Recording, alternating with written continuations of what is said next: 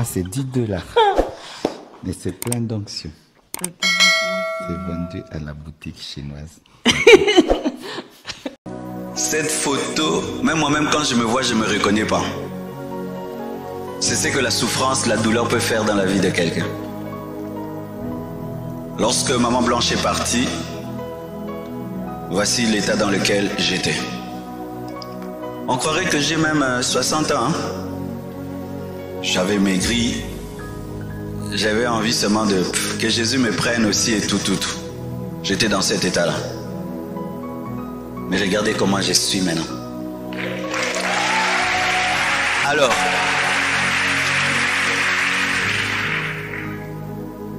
quand j'étais dans cet état-là, l'Esprit de Dieu m'a parlé. Il m'a dit, quitte Kinshasa. Quitte. Parce que c'est des esprits territoriaux. Oui, je vous dis la vérité. Surtout notre pays ici. Hein. Un jour, je veux parler du Congo. Je vous dis, notre pays, il faut qu'on prie. Hein. Le Congo, nous avons atteint le niveau d'une sorcellerie nationale. Oui. Vous savez, la sorcellerie, ce n'est pas d'abord s'envoler la nuit. C'est le cœur. Nous sommes devenus tellement méchants que c'est comme si nous tous on a attrapé la sorcellerie. Comme Sodome et Gomorrhe, tout le monde avait attrapé l'homosexualité. Et ça crée une pesanteur dans la ville. Pour vous qui êtes tout le temps là, vous ne savez pas. Toi, tu viens d'arriver, non? Tu viens de l'Angola. Tu sens, non? Tu sens. Quand on voyage, on revient. Il y a quelque chose au Congo, à Kinshasa, ce n'est plus normal. Il y a un truc là. Les cœurs sont devenus tellement méchants que la sorcellerie est devenue charnelle. Regardez quand quelqu'un tombe là, on rit, on passe, hein? Vrai ou faux? Est-ce que la souffrance des gens nous touche encore? C'est quel cœur qu'on a atteint? Pendant plus d'une année, pour ceux qui ne savent pas, moi je continue à dormir sur le lit que je partageais avec Blanche, hein? Oui, sur le même lit, même matelas, j'ai rien changé. J'ai changé seulement après, hein? Rien ne m'arrivait, jamais, jamais. Oui, j'étais choqué. Voyez-vous, le problème c'est que les chrétiens disent qu'ils sont des chrétiens, mais ils ne sont pas bibliques. Depuis quand un enfant de Dieu devient un démon? Depuis quand on a peur d'un chrétien qui est mort? Depuis quand? Quelqu'un qui est au paradis, vous avez peur de lui. Maintenant, vous pensez que la chambre là est ceci. Non. Et ce qui est exceptionnel, c'est que j'ai quitté cette chambre-là il y a seulement 3 mois. Mais qui m'a remplacé là-bas? C'est une de mes filles qui a dit non, je me reprends cette chambre-là. Elle dort là, calme. Pourquoi? L'enseignement.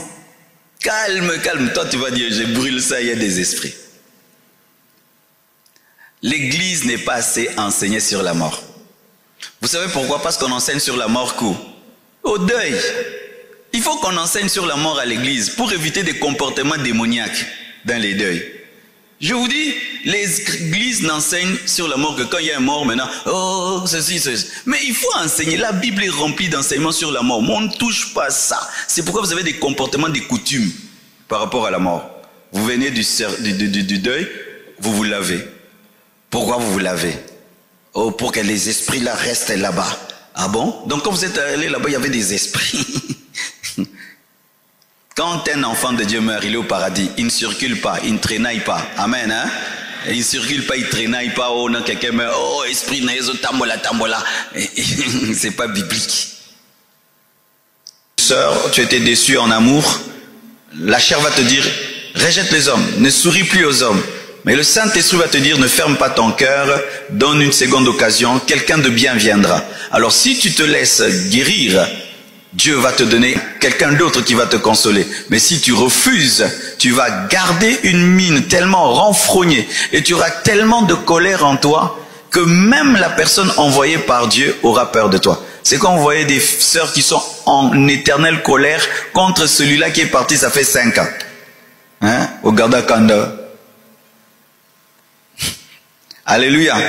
Mais si tu écoutes l'Esprit de Dieu, tu vas dire, ok, lui il est parti, il n'a pas connu ma valeur, mais Dieu m'enverra quelqu'un d'autre qui connaîtra ma valeur. Et puis tu seras comme quelqu'un qui n'a jamais été déçu et Dieu va te guérir rapidement. Mais si tu tombes dans le piège, mi balier, mets-toi à l'hôpital, mi bali. Alléluia. Que Dieu vous guérisse, hein. Que Dieu te guérisse. Mais tu dois faire ce que l'Esprit de Dieu te dit de faire. Tu ne sortiras pas de tes problèmes en étant dans tes problèmes. Car être tout le temps conscient de ta souffrance approfondit ta souffrance. Mais oublier ta souffrance guérit ta souffrance. Soyez concentrés sur Jésus, pas sur vos problèmes. Un homme t'a aimé, il est parti. Arrête de regarder tout le temps ses photos. Amen, hein? Concentre-toi sur Jésus. Et qu'on arrête de te rapporter sa vie. Ah, il a fait ceci, il a fait ceci. Ça va te détruire, ma sœur. Décide d'oublier et de tourner la page et te concentrer sur l'œuvre de Dieu. Alléluia. Que Dieu vous bénisse.